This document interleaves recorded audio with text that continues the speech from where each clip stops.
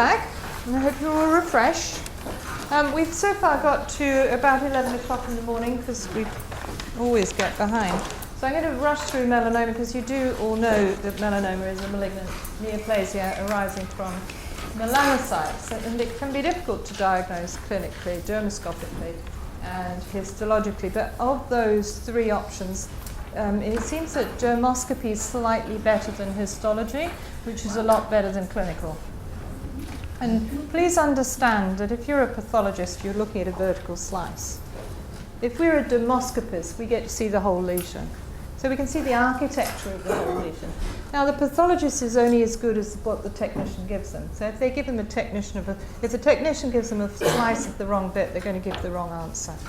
Unfortunately, melanomas are unique, every one of them. We can say that, as I have, that this mole looks much like the other, and we have patterns of nevi, but we don't have patterns of melanoma. They're all unique. And the pathologist is going to look at one bit in isolation and be misled. So give them a help, bring their attention to the bits of the lesion that concern you, either by photographing it, by describing it, drawing a picture. But, you know, they're not a machine. It's not like a call to counter. You bring out the hemoglobin. This is a real live human looking at a very small portion of a lesion and guessing. Often clinical information is very scanty. So a pathologist needs the person who's filling out the form to describe the lesion and tell them what they think it is and why they've cut it out, which may not be because they think it's melanoma. You may have cut it out because it's bleeding or itching or annoying the patient in some other way. That could be because it's a melanoma.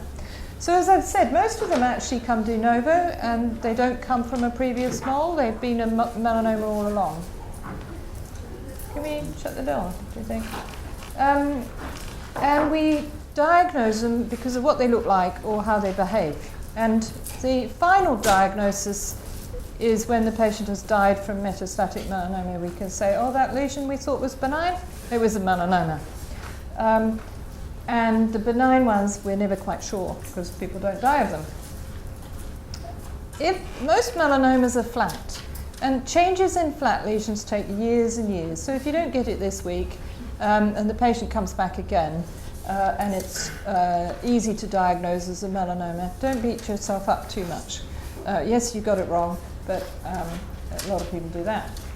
On the other hand, nodular lesions are deep from the onset, and they probably actually start within the dermis. Nodular melanomas are very aggressive. They grow within weeks. And if we don't get it right, the patient will present later with a deeper lesion of poorer prognosis. And it's in the nodular melanomas where the change is the important thing. Usually the patient is aware of nodular melanoma, they feel it. It's F for feel funny, so we've got A, B, C, D, E, F for feel funny. And they come along and they say, I'm worried about this lesion. And very often the clinician isn't worried particularly because it might just be one colour, it might be round.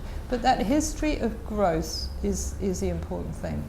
So nodular melanoma, more dangerous than the flat types of melanoma, grows rapidly, very aggressive tumours, but they can look fairly innocent looking like. So the rule basically is if you don't know what it is and it's nodular, cut it out or refer.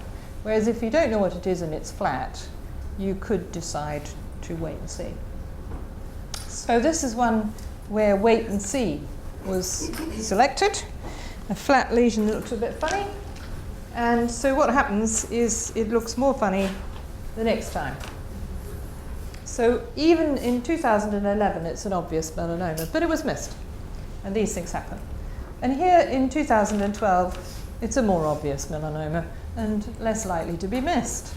So we've got change in size and change in structure, but it's still a thin, flat melanoma of good prognosis. There are a number of clinical subtypes of melanoma. The classification of melanoma depends who you talk to.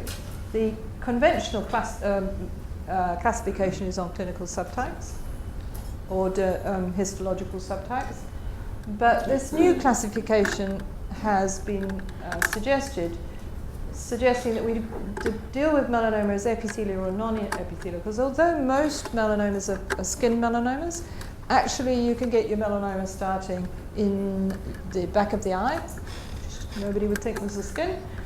In the brain, or maybe in the gut, or somewhere else, because melanocytes start off in the neural crest and they could end up anywhere in the body. Most of them end up in the skin, but not all of them.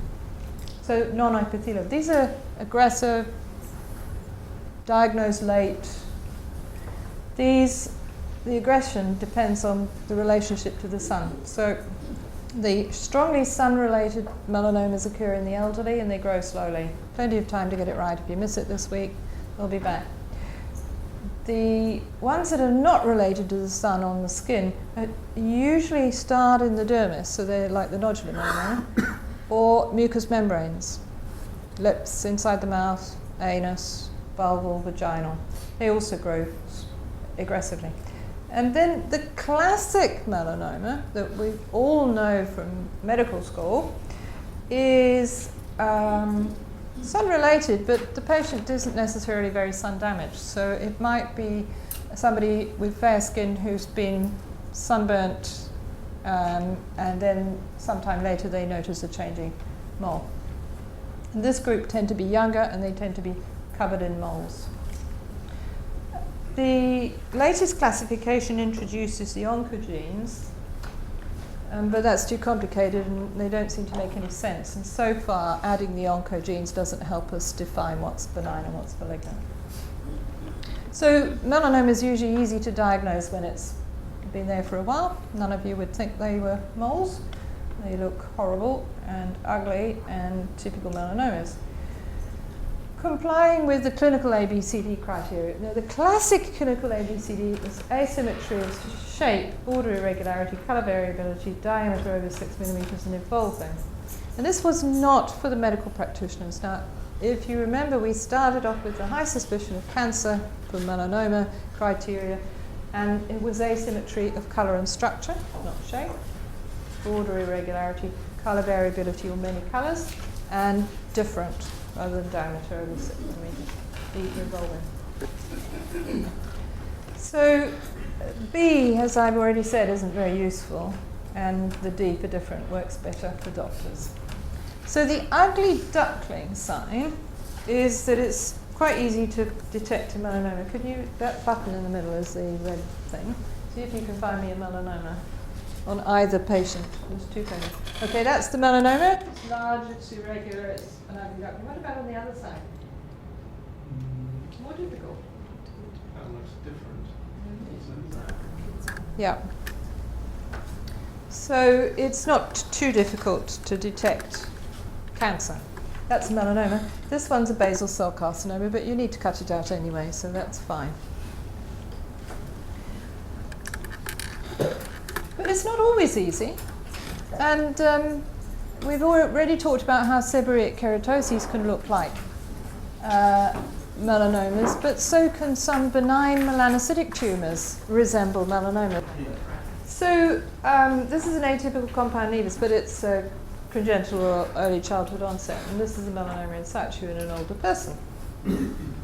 On dermoscopy, there is no pattern there, but on dermoscopy of the benign one, there is a pattern actually.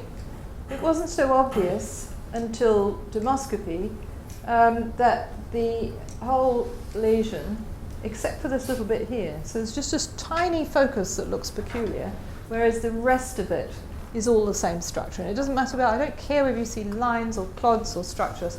Actually, that's immaterial. It's a single pattern with that little bit in the middle. And the reason is this is a combined nevus, and that's a blue nevus in the middle of a congenital type nevus. Whereas the melanoma on dermoscopy has lost its pattern. Single pattern with one blob in the middle, lots of patterns all over the place. Sorry, when we looked at the globes and nevus, and we sort of a question asked about uncommon, that would be linked and taken off. With something like, you can kind of see there is a really nice pattern around it, but there is that one kind of darker blob.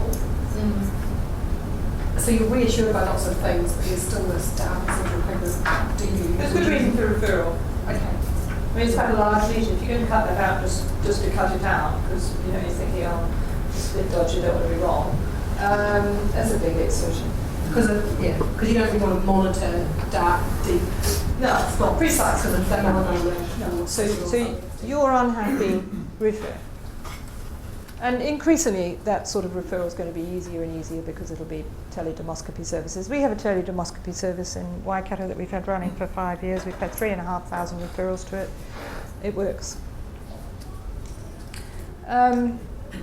So then you might look at these two and say, I know which of those is melanoma, so let's see.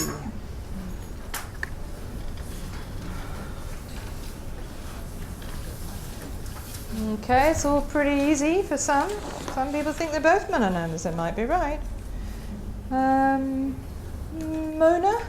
Goyle? Who's Mona? Not here? Didn't turn up? Ian Henderson? Yeah. Also didn't turn up. Chloe? Yep. Oh, then Chloe, which did you choose? I chose B because it has more irregularity in colour, but A could also potentially be a nodular one. Absolutely, well done. That's precisely the right answer. You can't always tell. So you need to go on history, but if these are on the posterior trunk, you don't often get that history. So both were ugly ducklings. So you've examined the whole patient, and in each case chose these because they look different. So on dermoscopy, the melanoma is rather subtly irregular in structure. And the thing about melanomas is they lose their lines and dots. So structureless is the main pattern. But there's variation in the colour. I hope some of you will see the darker lines and pinker areas. So this diagnosis was tricky clinically in dermoscopy, but a history of change and being different from other lesions brought the patient to attention and had the lesion excised. Whereas in this case it was much more obviously strange looking and unique and was excised because of that, but actually was reported as benign.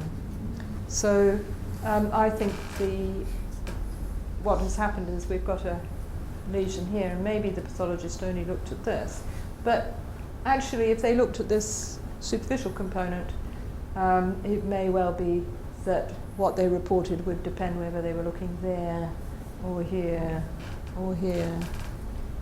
So we had that one reviewed, and it was benign on re-looking. So if you get a report back that doesn't quite match what you thought, go back to the pathologist. It's not always easy. And if you've got photographs, that's going to make it so much easier, because remembering what things look like is not highly reliable.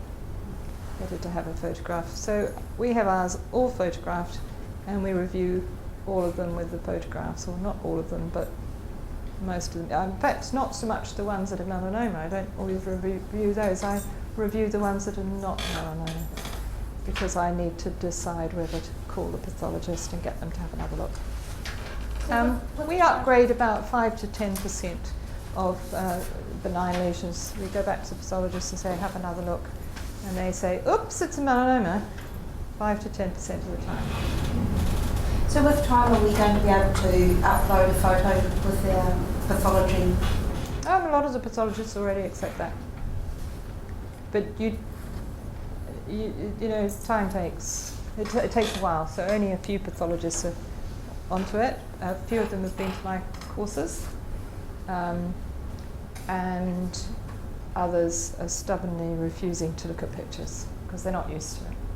Just something new for them to get their heads around. So which of these two is melanoma?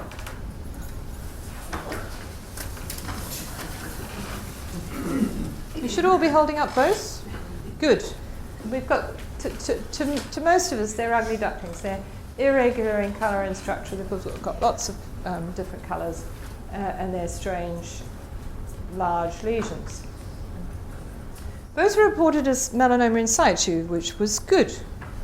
The problem is I don't entirely believe it.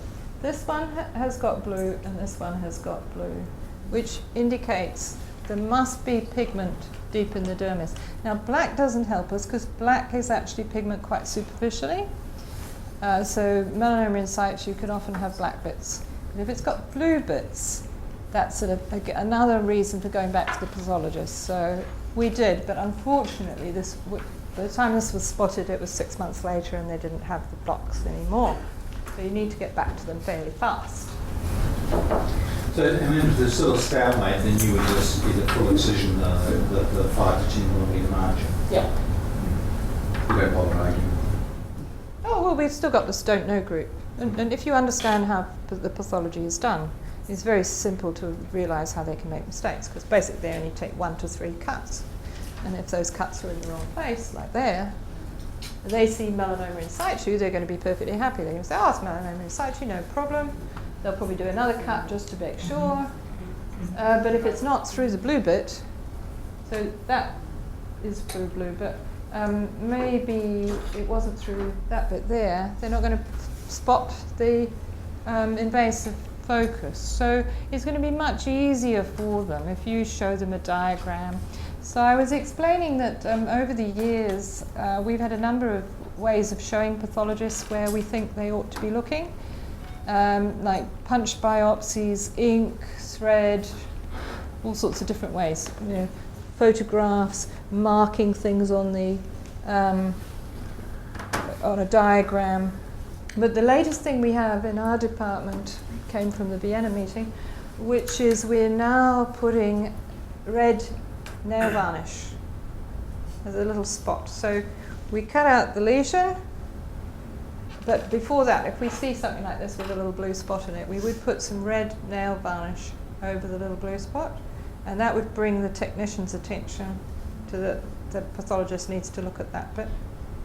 And the nail varnish resists the formalin and the processing, so it'll still be there. I would just talk to your pathologist before you do that, because they might not have heard of this new technique. Our pathologist is very excited and looking forward to it. So we started this week with the red nail varnish technique. Right, so pigment is obviously seen in benign nevi and melanoma. So we've seen examples of pigmented melanocytic lesions. But non-melanocytic lesions can also be pigmented. So freckles are not strictly speaking melanocytic. The pigment comes from the melanocytes, but the pigment is found in keratinocytes. And there are a number of different names for different kinds of freckles, but they're very common and sometimes can be quite difficult to tell apart from melanomas. So they can occur on mucous membranes, they can be due to sun damage, and various syndromes. The big one that we get confused with is the solar lentigo, because some solar lentigos are quite big, quite irregular in shape, colour, structure, sometimes multicoloured, and they can change, and they occur in sun-damaged people that are at high risk of melanoma. So we often worry about them. The typical solar lentigo has a very sharp edge stuck on. They are in the Seborrhoeic keratosis family, so don't be surprised if you develop more typical Seborrhoeic keratosis arising within your solar lentigo. And they look a bit different depending what part of the body they're on. So they occur in areas chronically exposed to the sun, so mainly the face and the hands. But some people have also had a lot of sun exposure on their back, on their arms, their legs, and may have solar lentigos in those locations as well. So, like other spots, there'll be lots of them. There's not just going to be one solar lentigo, there's going to be many solar lentigos. And if you only see one, then that's finding your ugly duckling again and evaluating that on its own merits. Seborrhoeic keratoses are very, very common, and they're frequently pigmented, and they can be very variable in colour, size, shape, structure. But they're stuck on, and that's really very, very helpful on the top, like a barnacle. They can be very numerous or solitary. They could be white to black and sometimes multicolored. There's another entity that's worth knowing about, the lichen planus-like keratosis. That's also known as a lichenoid keratosis. They develop from a solar lentigo or a seborrheic keratosis, and they're an inflammatory process. So the lesion becomes inflamed. If you were to take it out, your pathologist would call it this. Sometimes they don't recognize that it's a lesion. They sometimes think it's an inflammatory rash, so you could get a report back lichen planus. But that's different. So it starts as a solar lentigo, and by the time the patient has come to you, they say, well, this has been itching and it looks different from before. And if you ask them what did it look before, they'll show you another solar lentigo and they say, well, it used to look like this. And the difference is that it's become grey or purple in appearance. So this one looks a bit grey and that one looks a bit purple. And if you wait, they'll disappear. But of course, now you've got a worried patient, and you've got a changing pigmented lesion and a little uncertain. If you watch it, it disappears. But they have a good, they're very easy to recognize on dermoscopy, so we'll come to that. Which of these two is solar lentigo?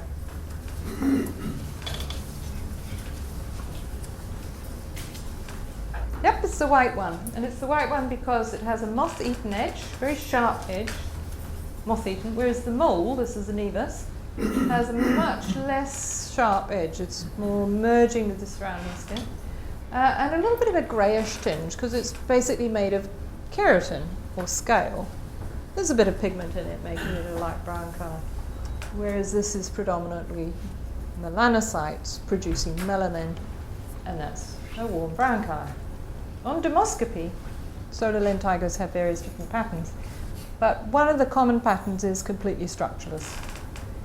And the stuck on it, or rather sharp border, moth-eaten, so geographic shape, and all the same. There are other differences. So, what about these two? Which of these two is a seborrheic keratosis? So pigmented lesions that are not melanocytic. Okay, no problems there. Perhaps Christine. Is Christine around? Yeah, it's me. Can you tell me why A is a seborrheic keratosis? Well, A's got the stuck-on appearance. It does? Very clearly. It's got you could see that it's also already got a seborrhoeic keratosis part on the upper left-hand side. You mean Like already warty appearance. warty? So scaly. It's got keratin. Yep, absolutely. But And the other one's flat. The other one's flat. They haven't got the stuck-on appearance. Doesn't have the Actually, stuck-on appearance. got actually several colours in it. Well, both of them got several colours there. Yeah. So if you just stick to the A, B, C, Ds of melanoma, well, they both got asymmetry of border irregularity, colour variation, and D for different, or D for diameter over 6 millimeters. So for Seb K, the ABCD doesn't work. You have to have this stuck on and warty bit to differentiate that. Okay, what about these two? Which of these two is a seborrheic keratosis? Only one of them is. You've got to choose which one. Oh, we have some oranges and we have some whites. Only allowed one. Make your mind up. Joanna Lee? Okay. I think it's going 50% chance of being right. I've gone with B. Yep, Because it looks more like it was consisting of keratin due to the pale colour. Yeah, sort of greyish hue to it. Purple is hue at the moment. So the colour can be helpful. That keratin with this sort of greyish appearance is a clue. But you don't always get that clue because sometimes they're darker.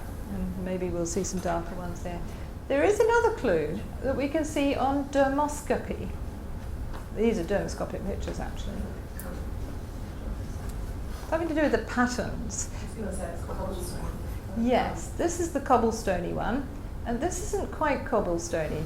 Now, It's a difficult concept. Listen carefully. This is not a cobblestone, it's a brain. Okay? So here we have cobblestones. They are distinct,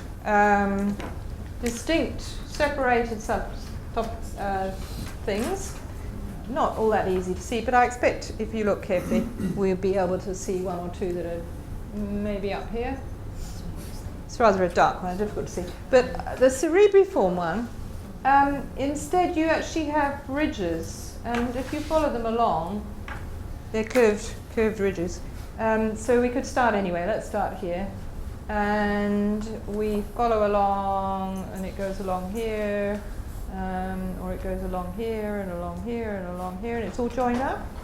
So they're actually continuous ridges that are joined up, whereas this is separated clods.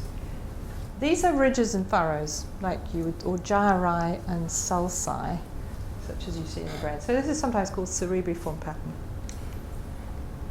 But it really doesn't matter. I mean, who cares? They're both harmless. Seborrhoeic keratosis versus papillomatous nevus. So you will recall that I mentioned that the papillomatous nevus is rather a soft, wobbly thing, and seborrhoeic keratosis is stuck on not wobbly things. So palpation can help. But very, very similar. It isn't always so easy. This is a seborrhoeic keratosis, and this is a melanoma. They're both very colourful things with lots of colours and structures. And I forgive you if you have difficulty sometimes in telling the difference. But the edge stuck on, the edge merging. We have clods. So clods, in this case, we're looking at these orange clods. And they're very common in SebK, and we don't see them very often in melanoma. So keratinocytic cancers. We're going to cut them out as well. So it really doesn't matter if you misdiagnose melanoma for basal cell carcinoma as long as you've cut it out. And I was very surprised last night when I was going through the March histologies. So all our teledermoscopy service lesions, I chase up the histologies for. And there was a pigmented basal cell carcinoma that I had clinically diagnosed, but it turned out to be a nodular melanoma. And so I got that wrong, and I was cross with myself, especially as basal cell carcinomas can wait up to a year to have their surgery, whereas the nodular melanomas ought to be done quite quickly. Luckily, the man had a second lesion that was a melanoma as well, so I'd got that one right. So he was actually dealt with very quickly because of the other lesion. So they can be difficult. So BCCs grow slowly, and how do we recognize them with dermoscopy? They have special features, but actually they have the same chaos and clues as melanoma, but they have ulceration and they have bleeding. So ulceration and bleeding picks up BCC at an early stage. Whereas if you wait until a melanoma is ulcerated and bleeding, it's usually pretty advanced. Not always, but usually. BCCs can vary in appearance. They tend to be shiny, but they can be shiny skin-coloured, shiny pink, or pigmented. So something like this might be confused with a melanoma. Solar keratoses are not usually confused with melanoma because they're scaly, but there is one variety that is, and that's the pigmented facial actinic keratosis. And they can look clinically and dermatoscopically rather like the type of melanoma called a lentigo maligna. So keratinocytes produce scale or keratin, so they're scaly. So the least malignant lesions are the most scaly. So a cutaneous horn is not very dangerous. The next stage on the way to squamous cell carcinoma is the intraepidermal carcinoma. So the malignant cells are squamous, and they're confined within the epidermis. And that's a slowly growing erythematous and scaly plaque. They can ulcerate and bleed, but they don't do so as much as BCCs. So this is a typical intraepidermal carcinoma. Actually, these 4 were all found on the same patient, red scaly plaques. And then she was thought to have psoriasis for many years. But the difference was that psoriasis is a very uniform, symmetrical condition. And although she had lesions on both sides, they were certainly not symmetrical. And the degree of scale is highly variable. Invasive squamous cell carcinoma is not often confused with melanoma. Occasionally it might be. They aren't very often pigmented, but they have variable scale. But actually invasive SCCs are not difficult to diagnose because the patient always comes to see you. They're painful, they grow rapidly, they don't like them, and they say, please to cut this off, doctor. There's not, that's pretty easy. And they look like this. Okay. We're doing keratinocytic cancers. Which is a BCC?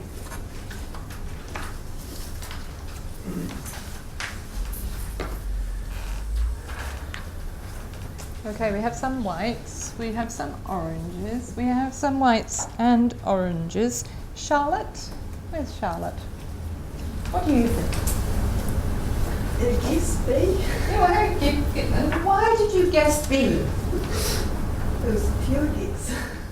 50-50 right. Well, I suppose it isn't because you could have had none or both or either.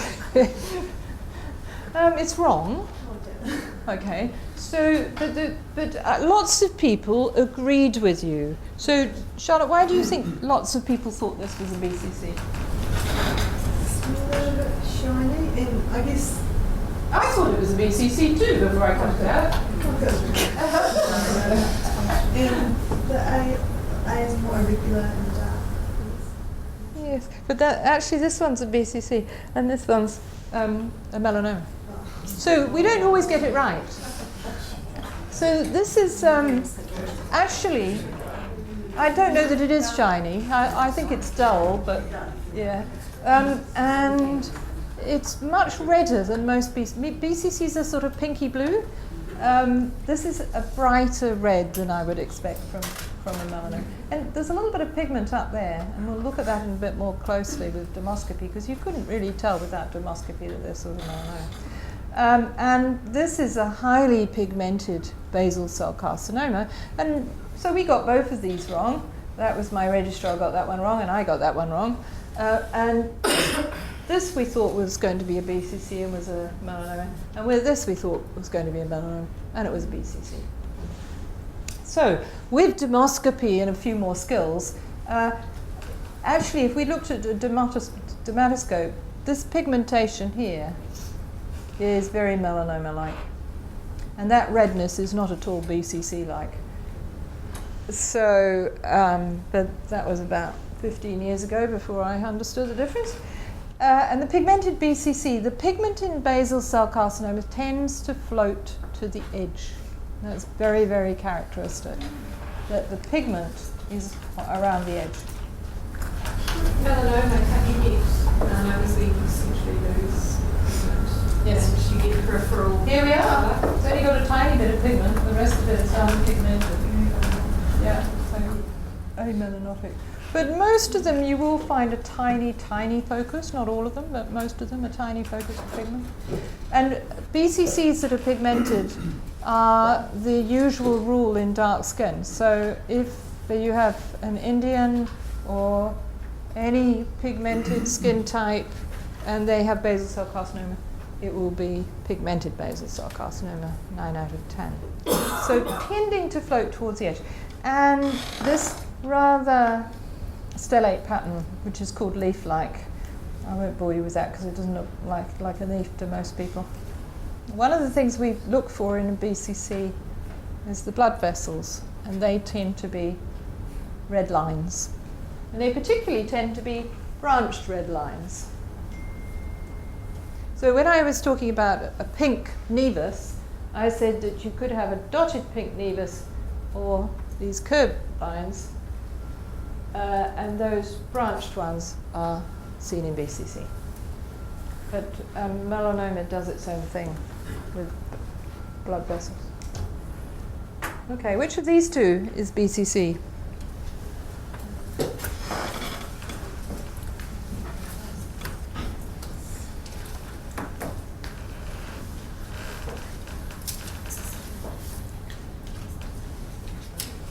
Okay, we're getting a lot of people thinking both. Helen, would you like to tell me why you thought both were BCC? I wasn't quite sure about the one on the right, I have to say. It looked a bit less, or a bit more nasty than the one on the left. But I went for the one on the left because it's got a rolled edge with a central crater, and I think I can see blood vessels sort of on the rolled edge. Yes, you can for both of them, I think. And yeah, the one on the right, I'm going to say you can see the same thing, but there is a little bit of pigment there, so I'd probably like to put a dermatoscope on that.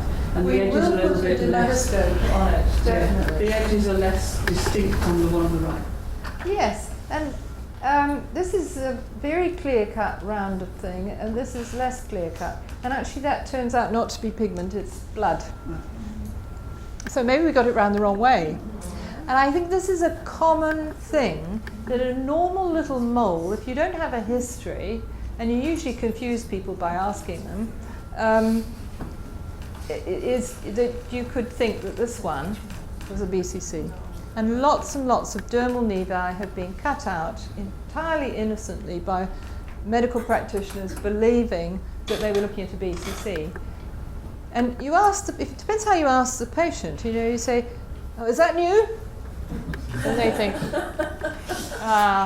yes, because they don't know what to say. So we've got, is there anything on your skin that you're concerned about? And you're staring at this lesion. And they don't mention anything. And then you go back to it and you say, well, I'm just looking at this spot here. And they say, why are you looking at that? I've had it for years. Well, that would be a clue to you didn't need to worry about it. But you don't always get that clue, and they're always trying to help you, patients. And if they think you want a history of change, they'll give it to you. So if you say, has it been changing? They'll say, oh yes, I'm sure it's bigger than it used to be. Yeah. But that's the natural history of a dermal nevus. They start flat in childhood and they enlarge, and they very, very slowly grow. So it is normal for a dermal nevus to enlarge, but they enlarge over decades. Whereas the history for this BCC, very much the same, these are all taken at the same magnification, is a new lesion that's bleeding. So on dermoscopy, Helen, what are we seeing here? Can you describe that using lines and clods and dots and structureless terminology? So I can see some brown, so structure-wise it is, it's pretty symmetrical, I think, in structure. It is symmetrical structure. I can see brown clods, I can see, are they terminal hairs maybe? Yes, definitely hairy. Lots of hairs. Yeah. So very hairy nevus, that one. Yes. So symmetry and hairs. So the hairs tell you that it's been there how long? Since young childhood, in some form or other. And the pattern being that it doesn't really matter whether you say structureless or clods. It's a single pattern. The lesion is the same all over. Now we come to this. And what you thought was pigment turns out to be blood, so ulcerating. And this is a little scab. We don't have any pigment after all, so they look awfully similar there, but that has pigment and that one doesn't. And actually what we're seeing are red lines. And what are red lines, Helen? Blood vessels. Blood vessels, yes. But not only red lines, we're seeing clods, little red clods, and little tiny red dots. So in cancer, cancer doesn't approve of rules. You might have a line going here and another line like that, and you might have a line like this, and you might have one like this, and you might have some dots, and you might have some clods. It's cancer. It doesn't approve of rules. And they're all over the place, higgledy-piggledy. So although branched red lines, also known as arborizing telangiectasia, arborizing meaning tree-like, arborizing telangiectasia, some people prefer that to branched red lines, is characteristic for BCC. It's not the only kind of blood vessel. So dots and plots and curved lines and so on, what you see. So if you have more than one kind of blood vessel, we say it's polymorphic. This has blood vessels in it too, and they're the curved lines, and they're not very well focused. These are more of those. What's the terminal referred to? Terminal? Yeah, I don't know. It just means thick ones. I'm sure it means something, but I don't know. It's just, we have vellus hair and terminal hair. Yeah. Which of these is BCC?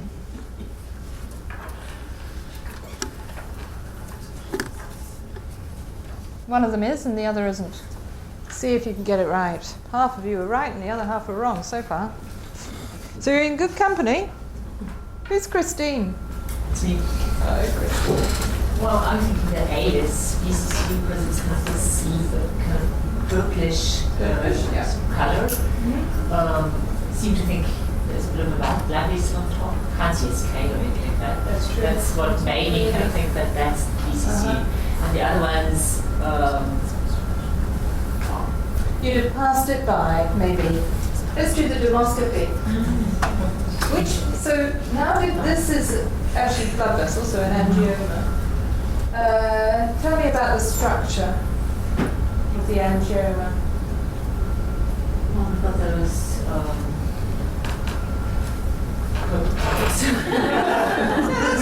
and blood vessels. And blood vessels. But the blood vessels are the same as those outside. Yeah, They're it's just very, coming in. very regular result line. Yeah, so we have again a single pattern. It doesn't matter what pattern you see, but it's the same all over. Whereas the pattern of this lesion is disrupted. And we are seeing, Christine? Irregular plots of George extension. Yes, well, It's normally kind of greyish way or something. it's a greyish spots. Not easy, yes. Dirty dishwater.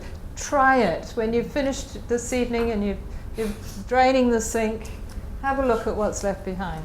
And remember, basal cell carcinoma. Because that appearance is very, very characteristic for basal cell carcinoma. So even the ones that you don't really think are pigmented, this is a pigmented basal cell carcinoma, but even the non-pigmented ones often have that appearance. So here we have a nice uniform pattern, and here we have a higgledy-piggledy pattern. So these are non-pigmented basal cell carcinomas. They just look pink clinically, but on dermoscopy we find they've got this kind of messy grey stuff floating about. Okay, so vascular lesions can look like BCC sometimes, and they can look like melanomas sometimes. So we first did melanocytic lesions, benign and malignant, then we did keratinocytic lesions, benign and malignant, now we're doing vascular lesions, benign. You can have malignant ones, but they're pretty rare. But usually you wouldn't need dermoscopy to recognise them. But just every so often, you do. What about these two?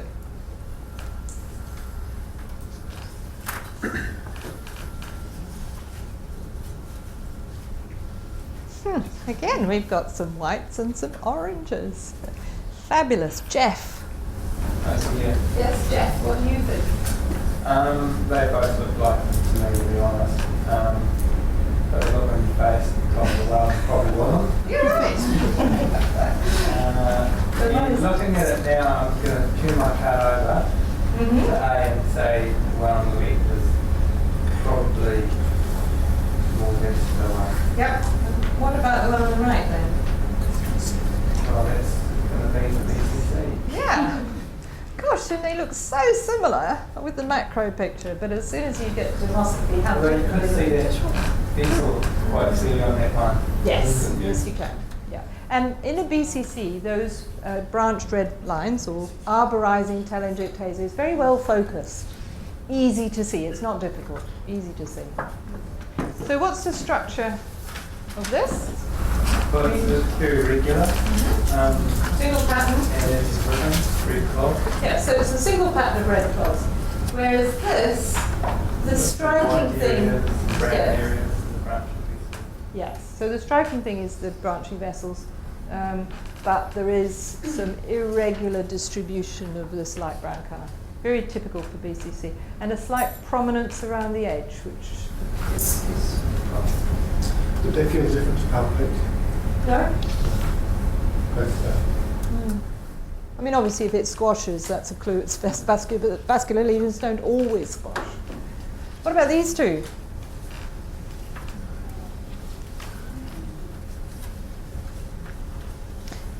Well, let's look at the dermoscopy. It makes it much easier. So anything that's to do with blood vessels is going to be red, blue, or purple, and made up of these red clods. And that's what they look like, and they always look like that. So they're relatively simple. And if you learn nothing else today, recognizing angiomas is worth doing, because an awful lot of them are cut out because they're black, or the patient, the patient might be worried about it. But if you use dermoscopy and you see red, purple, or blue clods, you can be happy that it's harmless. So I was trying to find a nevus that was similar, but I couldn't at the time. I was actually trying to find a blue one, but I have to keep looking. Sometimes in darker skins, you, instead of getting brown clods, the clods become blue, and that's just because they've got brown skin. Brown skin is unlikely to get melanoma. It can do, but not very common.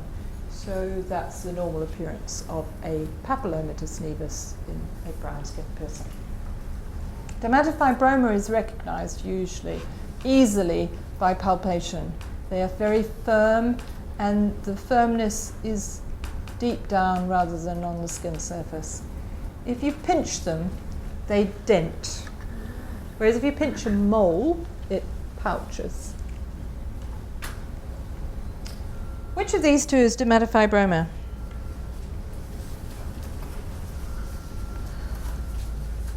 That's pretty good. Most people turn it around, it's supposed to be white. Who's Joe? Joe Mayer? Me. Okay. How do you recognize the dermatofibroma? I would have actually felt it, and I can't see on it. Yeah, you would have felt it, of course. The answer is this radial pattern. Looks as if it's pinching it, whereas the nevus tends to be pouched out. Now, the reason I chose those two to compare was because dermatofibromas on dermoscopy usually have a central white zone. And that's very, very helpful. They don't always have it, but they usually do. And if you see a white zone of an nevus, it's much more likely to be around the nevus and not in the middle, because that's a halo nevus. You all seen halo nevi? Okay, so let's